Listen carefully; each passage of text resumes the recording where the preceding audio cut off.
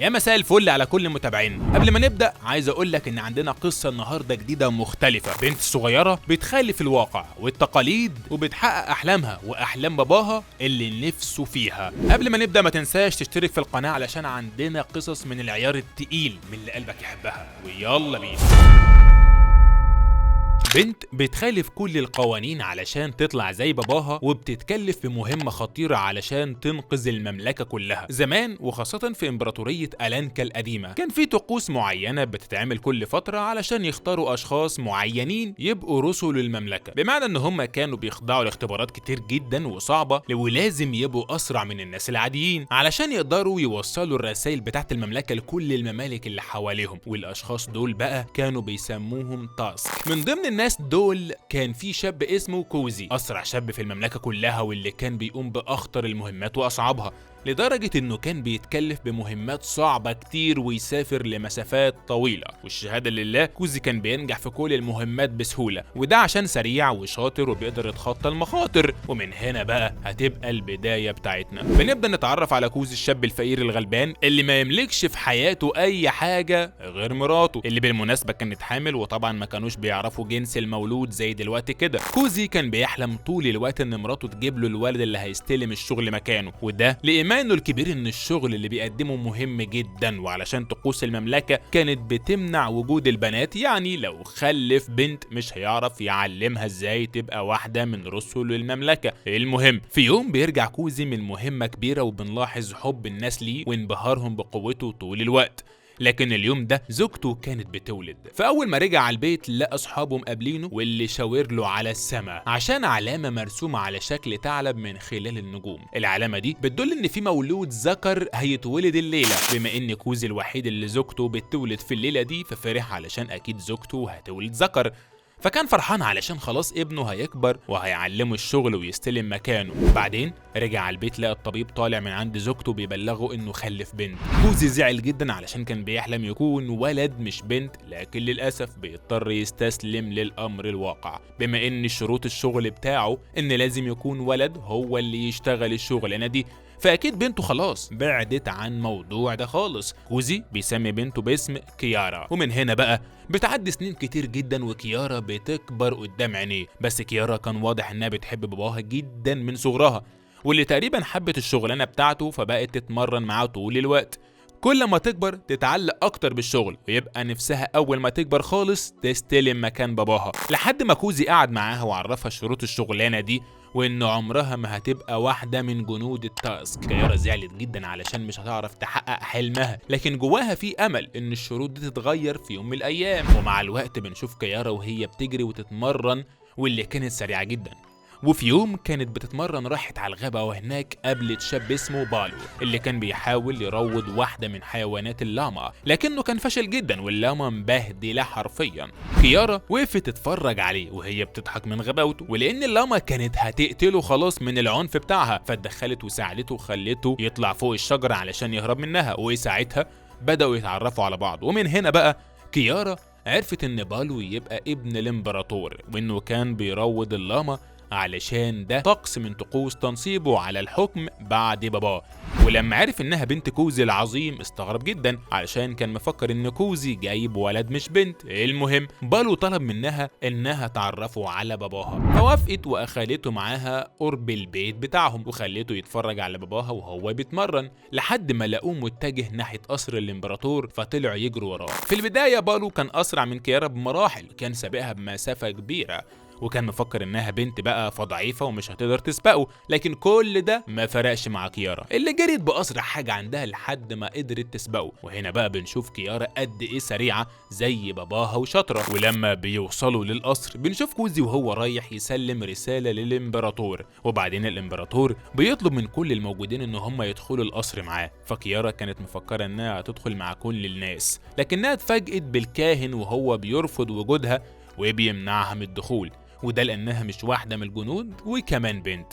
كيارا اتضايقت جدا من الموقف ومشيت، وباباها ما كانش يقدر يساعدها بحاجه. وساعتها كيارا رجعت تفكر في الكلام بتاع باباها لما قال لها انها بنت وعمرها ما هتعرف تبقى واحده من التاسك، لحد ما باباها بيوصل وبيحاول يواسيها لانه عارف ان حلمها تبقى واحده من التاسك. حاول يطمنها ان اكيد في معجزه هتحصل وهتبقى زيه، وقعد يتكلم معاها عن مامتها اللي ماتت من فتره طويله وانه مراعي انها وحيده طول الوقت، واداها هديه عقد سحري كان معاه، وفرجها عن النجمه اللي ما بتتحركش من السما خالص، وبدا يقول لها شويه قصص عن الاساطير بتاعتهم، وانها لو قدرت تبص على النجمه وترسم حيوانات من خلال الشعاع اللي طالع منها هتبقى تاسك في يوم من الايام. كيارا سمعت كلام باباها وبدات تعمل زي ما قال لها بالظبط، لكن ما كانش في اي تغيير ومش شايفه كواكب طلعت ولا حيوانات موجوده، فحست ان الموضوع فيستك كده فزعلت تاني. بس بنلاحظ احنا بقى انها اول ما نزلت راسها بدأت النجوم تظهر في السماء على نفس الشكل اللي اختارته، وده بيدل على ان هيبقى ليها شأن عظيم قدام. بتعدي الايام وبنشوف كيارا وهي ماشيه في الشارع لحد ما قابلت علبه فخار بتتحرك لوحدها، فبدأت تقرب من العلبه وهي خايفه شويه، ولكن فجأة العلبه بتقع على الارض وبتتكسر وبيطلع منها ارنب صغير. كيارا بتفرح بيه جدا ولسه هتمسكه، بتكتشف ان في شويه عيال بيلعبوا بيه، فبتقرر انها تنقذه منهم وبتقدر تهربه وتاخده وتطلع على الجبل، وهناك اطلقت على اسم اري وفضلت قاعده تلعب معاه طول اليوم لحد ما الليل دخل وهي مش حاسه. وفي وسط ما هما بيلعبوا رفعته للسما كده، فاخدت بالها من كميه النجوم اللي مرسومه على شكل حيوانات، فبدأت ترسم حيوانات زي ما باباها قال لها قبل كده. ومن فرحتها تاني يوم بتجري على باباها علشان تحكي له اللي حصل، لكن باباها كان زعلان جدا وبيعرفها ان الامبراطور مات النهارده الصبح. كيارا زعلت هي كمان بس افتكرت بالو، فطلعت تجري علشان تشوفه وتطمن عليه، وهناك شافته هو لابس خوذة الامبراطور بعد ما ورث العرش من بعده. ولما بالو شافها فرح جدا لانه كان بيعتبرها صديقته المقربة، لكن الكاهن فيل واللي كان مساعد باباه قبل منه بيحذره منها وبيرفض يخليه يقرب منها خالص، وفكره انه دلوقتي بقى الامبراطور ولازم يتصرف زيهم. وقتها بالو قام من مكانه وقال للناس ان بعد 3 ايام هيعمل مسابقه كبيره جدا في الجري علشان يختاروا شباب جديده يبقوا تاسك. في الوقت ده كيارا فرحت جدا وحست ان حلمها قرب خلاص، وان بالو بيقول كده علشان عاوزها جنبه. وبعدها رجعت للقصر تتكلم مع بالو اللي اول ما شافها فرح جدا وحضنها. وساعتها بناخد بالنا ان فيل الكاهن ما كانش طايق وجودها خالص وبيبص لها من فوق لتحت، وكيارا هي كمان حست انه بيكرهها، لكنها طلبت من بالو تشارك في المسابقه اللي جايه. ساعتها بالو اتضايق علشان مش هيعرف يغير قوانين المملكه، وعرفها ان المسابقه دي معموله للشباب بس، يعني هي مش هتعرف تشارك. فكيارا زعلت جدا من بالو، وخاصه انها مش هتقدر تحقق حلمها. وهي خارجه من القصر لمحت قناع ذهبي موجود في اوضه بالو، فاخدته من غير ما حد يحس. بالليل بنشوفها وهي قاعده فوق الجبل مع الارنب اري بتتكلم معاه، وفجاه وهي قاعده بتسمع صوت حد بيطلب المساعده من بعيد، فعلشان رشيقه بقى وسريعه بتجري بسرعه علشان تشوف مين اللي عاوز مساعده. فاتفاجئت ان في شاب صغير رجله مزنوقه في حفره في الارض ومش عارف يخرجها. ساعتها جريت تدور على اي حاجه تساعده بيها، ما لقيتش قدامها غير غصن شجره وحجر صغير اللي حاططهم، وبدات تزق في رجله علشان تخرجها، وفعلا نجحت تساعده وتنقذه. فالشاب قام وشكرها على مساعدتها وعرفها بنفسه وانه كان بيتمرن هنا وعلشان المسابقه لولا اللي حصل. فكيارا بكل براءه قالت له ان هي كمان هتشارك في المسابقه دي. ساعتها الشاب بص لها من فوق لتحت وقال لها ان القوانين بتاعتهم بتحتم عليهم ان مفيش بنت تشارك في المسابقه، وان عمرها ما هتنجح وتبقى تاسك زيهم. كيارا زعلت جدا من كلامه، لكن ما تعرفش كده اصلا قلبها فرح مره واحده وصممت اكتر انها تشارك غصب عن الكل. تاني يوم بنشوف المملكه كلها وهم متجمعين علشان يتفرجوا على المسابقه، وفي وسط كل المتسابقين بنشوف كيارا وهي لابسه القناع الذهبي ومحدش كان قادر يتعرف عليها، حتى الشاب اللي قابلته بالليل ما كانش يعرف انها كيارا، لكن بمجرد ما قرب منها عرفها على طول. وساعتها هددها انه هيقول الامبراطور على حقيقتها، بس كيارا ما كانتش خايفه ولا حاجه، دي قلبت الترابيزه عليه وهددته هي كمان انها هتفضحه وتقول انه لما كان بيطلب المساعده من الغابه بالليل هي اللي جت وساعدته. وبالنسبه ليهم بقى فكون بنت تنقذ شاب فدي حاجه مهينه جدا، علشان كده الواد سكت ومرضاش يقول حاجه. هنا بقى بيظهر الامبراطور بالو علشان يبدا المسابقه، وعرفهم ان الشروط بتقول ان هم هيشيلوا شويه تماثيل مصنوعه من الخشب ويجروا بيها لحد الجبل، وبعدين يبدلوهم بتماثيل من الذهب ويرجعوا تاني. اول 3 هيوصلوا منهم هيتعينوا بشكل مباشر يبقوا تاسك. المهمه صعبه لان المسافه طويله، وخاصه ان هم هيشيلوا حاجه تقيله يجروا بيها. لكن اخيرا المسابقه بتبدا، وبمجرد ما كيارا بتتحرك الواد اللي كان بيتكلم معاها حط رجله قدامها وكعبلها وقعها على الارض طبعا. وطبعا كان قاصد عشان يأخرها، وفعلا كيارا اتأخرت عنهم جدا وهما كانوا وصلوا نص الطريق، لكن كيارا ما رضتش تستسلم وطلعت تجري باقصى سرعه عندها. وطول الطريق بقى شافت الشباب وهم بيغشوا في المسابقه ويكعبلوا بعض وكل واحد يوقع التاني عشان يوصل هو الاول. المسافه كانت طويله جدا والكل بيجري على اخره لحد ما قدرت توصل للجبل اللي كان مطلوب منها تتسلقه علشان تغير التمثال من فوقه. واول ما طلعت فوق الجبل وخلاص كانت قربت من القمه، ظهر الواد بكل خسه ونداله وقام موقعها من فوق الجبل علشان يغمى عليها وما تقومش غير بالليل. واول ما صحيت لقت نفسها نايمه جنب الارنب آري وان هم موجودين جوه كهف مليان ذهب. وفي اللحظه اللي كيارا كانت مبهوره بالجو من حواليها ظهرت روح اللامه المقدسه ودلتها على حيطه معينه في الكهف، واللي اول ما كيارا راحت عندها الحيطه اتكسرت واتفتح طريق مختصر. ولما طلعت من الجبل اكتشفت ان باقي المتسابقين مخيمين في الغابه، فاستغلت ان هم نايمين وقالت تعوض اللي راح منها، وراحت غيرت التمثال اللي معاها وفضلت تجري طول الليل. مع بدايه اليوم التاني قدرت توصل للجبل اللي هتغير من عليه التمثال، وشافت الراجل اللي قاعد مستني المتسابقين علشان يبدلهم التماثيل.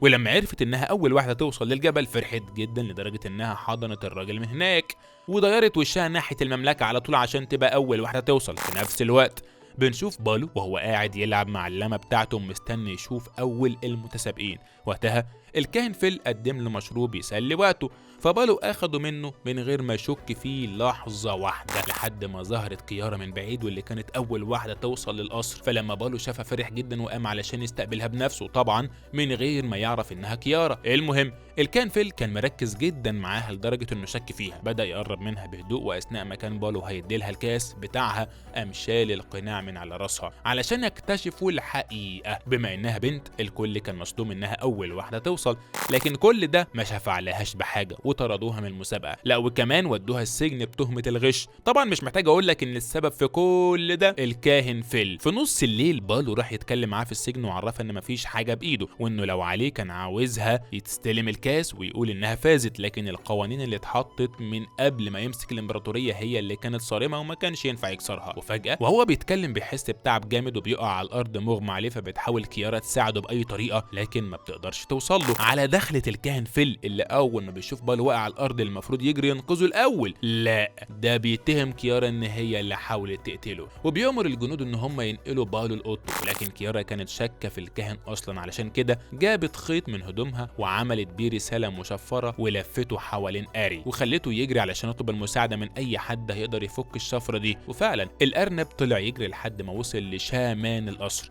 اللي اول ما قرا الرساله عرف ان بالو في خطر وراح يطمن عليه.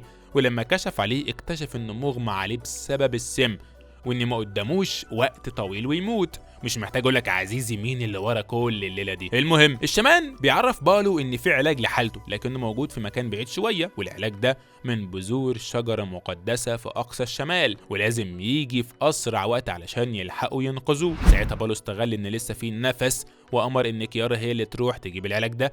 وبرغم ان الموضوع ما كانش عاجب الكاهن فيل الا انه امر ملكي ما يقدرش يعصيه، بيروح يتكلم مع كيارا وحذرها انها تهرب او ما تجيبش العلاج وترجع. فالشمان اتدخل في نص الكلام وعرفها مكان العلاج ده وانه موجود في قريه بسيطه اسمها بيرو، وسكان القريه هم الناس الوحيده اللي يعرفوا مكان الشجره بالظبط. طلعت كيارا من السجن واتجهت ناحيه القريه على امل انها توصل في الوقت المناسب، وبقت تعدي من على كسور متهالكه وجبال عاليه وطرق وعره. فضلت ماشيه لحد ما شافت فراشات زرقاء فعرفت انها قربت من القريه، ولسه بتمشي خطوتين لقت حراس القريه وهم بيهاجموها وبيقبضوا عليها. خدوها تقابل الزعيمه بتاعتهم. في نفس الوقت بنشوف الكاهن فيل وهو مستغل مرض بالو بيتعامل كانه الامبراطور مكانه، بيدي اوامر وبيقبض على الناس وبيجمع ذهب كتير من المملكه ومحدش قادر يعصيله امر بسبب سلطته. في الوقت ده كوزي بيروح يسال على بنته، ففيل عرفه ان بالو تعبان وكيارا راحت تدور على العلاج بتاعه. وقتها كوزي قرر يلحق بنته عشان ينقذها لانه عارف ان سكان القريه مش هيدخلوها اكيد هيقبضوا عليها. على الناحيه الثانيه بنشوف كيارا وهي مربوطه من ايديها ورجليها والزعيمه بتيجي تتكلم معاها، بتحكي لها كيارا كل حاجه بصدق لكن الزعيمه مش بتصدقها، بتأمر الجنود ان هم يرموها في البير. بس فجاه الزعيمه بتاخد بالها من العقد اللي مع كيارا واللي لو تفتكروا كان نفس العقد اللي كوزي اداهولها وهي صغيره، والعقد بقى يا صديقي كان شبه حاجه كده مقدسه عندهم في الكهف. وقتها كيارا قالت لها على موضوع روح اللاما اللي طلعت لها وساعدتها قبل كده وانها عارفه انها النجمه المقدسه. الزعيمه حست انها صادقه في كلامها، بما ان النجمه المقدسه ظهرت لكيارا فاكيد شايفه فيها حاجه كده كبيره. وبتقرر تفكها وتديلها العلاج. بتبدا تحكي لها كل حاجه عن القريه وان حصل لهم اباده جماعيه قبل كده بسبب رجل غريب اسمه الضفدع الاسود واللي بهدلهم وسممهم كلهم وخلص على ناس كتير. بتحس كيارا ان اللي حصل معاهم ده نفس اللي حصل مع بالو لانه تعبان بالسم برضه، لكن الزعيمه بتاخدها للشجره المقدسه علشان تجمع البذور والموضوع كان صعب جدا، فكيارا اضطرت تربط الارنب بتاعها وتخليه يطلع فوق الشجره ويجمع لها شويه بذور، وفعلا بعد شويه صغيره قدرت تجمع عدد كويس.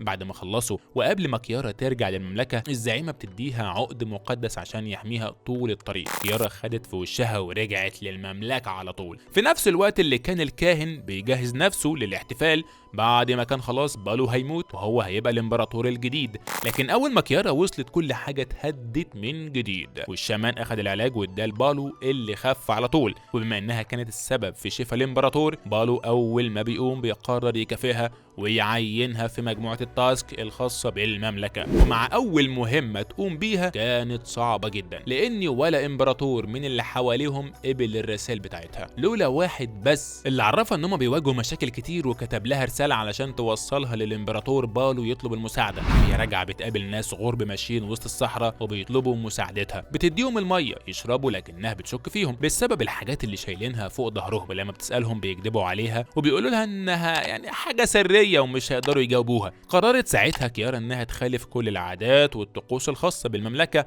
وتطلع الرساله بتاعت الملك عشان تقراها. ساعتها عرفت السر اللي ورا الناس دول، ان سكان الممالك بداوا يهجروا الاراضي بتاعتهم بسبب قله الخصوبه. في الوقت ده طلعت كيارا العقد بتاعها وبدات تبص للنجوم، وقتها ظهرت علامه على النجوم على شكل حوت واللي بيدلها لطريق الغرب، فاتجهت ناحيه الغرب علشان تشوف المشكله فين. ولما وصلت للبحر اكتشفت سفينه غريبه موجوده وسط البحر وفي ناس كتير بينقلوا الذهب ليها، واللي موجود وسطهم بقى كان الكاهن فيل بنفسه. واول ما فيل شافها امر رجالته ان هم يقبضوا عليها ويحبسوها في السفينه علشان ما تقولش سر وتكشفه. ولما دخلت السفينه اتفاجئت ان باباها هو كمان محبوس. وقتها كيارا اتهمت فيل انه السبب في كل الفساد اللي في المملكه، وافتكرت كلام الزعيم عن الضفدع الاسود اللي سمم القريه، فعرفت انه هو الشخص اللي كانت بتتكلم عنه. ساعتها فيل بيصارحها بخطته كلها وانه ناوي يسيطر على الامبراطوريه كلها ويحكم المملكه. بمجرد ما خرج من عندها ظهر الارنب آري وبدا يفك كيارا وباباها، فبداوا يتسحبوا ناحيه غرفه القياده، وسمعوا فيل وهو بيتفق مع واحد من الجنود وبيقول له على خطته كلها. فقرروا يهربوا بسرعه علشان يلحقوا يبلغوا الامبراطور، ونطوا في الميه علشان يوصلوا للسطح. لكن كيارا وباباها تاهوا من بعض، وده لان كوزي كان بدا يغرق خلاص لانه كان تعبان جدا، لحد ما ظهر له نفس الحوت اللي ظهر لكيارا قبل كده وانقذه. اما كيارا فكانت قبض عليها تاني، وفيل كان ناوي يخلص منها. تاني يوم الكاهن بياخدها معاه علشان يرجع للمملكه، لكن في وسط الطريق بتقدر تفك نفسها للمره التانيه وبتقوم معركه بينها وبين الكاهن. في نفس الوقت بيظهر كوزي وبيتدخل في المعركه وبيبقى معاه شعب قريه بيرو اللي جم يساعدوه. وفي وسط المعركه كانت شغاله بيوصل بالو هو كمان ومعاه الجيش، وبتقوم معركه شرسه جدا بين الفريقين. والقائد اللي كان بيتفق مع فيل بيجي علشان يقتل كيارا، بيحاول يوقعها من فوق الجبل، لكن بالو بيتدخل وبيحاول يساعدها وبيحارب القائد ده بالرمح، لحد ما فجاه بيظهر نور كبير وبتظهر روح اللمى المقدسه من جديد واللي بتساعد كيارا وبتنقذها. ساعتها كيارا بتمسك عصايه باباها وبتهجم بيها على القائد تضربه، وبيقدروا ينهوا المعركه في اسرع وقت. اما فيل اتقبض عليه علشان يكمل احلامه بقى جوه السجن. ورجعت كيارا مع شعبها مره تانيه للمملكه عشان نعرف ان الحلم مش صعب يتحقق، لازم جهد وتعب وثقه في النفس عشان نعرف نوصل للي عاوزينه. ولحد هنا بيخلص فيلمنا النهارده. اتمنى يكون عجبكم واستنونا في فيلم جديد. يلا سلام.